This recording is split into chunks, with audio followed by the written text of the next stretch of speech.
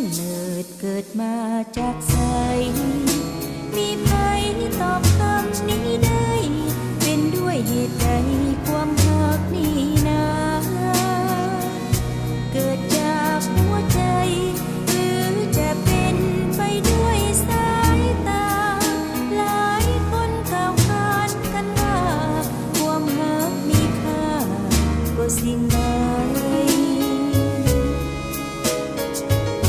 ความรักเริ่มก่อต่อเป็นปัญหา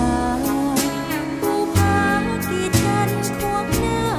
คืนพระสุธาหรือจะกันไว้ก่อนจะรักกันเขาผูกพันกันวิธีใด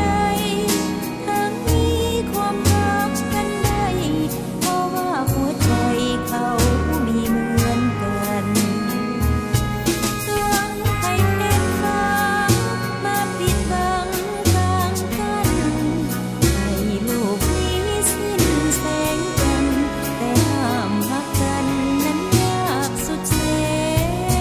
นแม้หากทางกันอยู่ไกลแสนไกลไปคนละแดน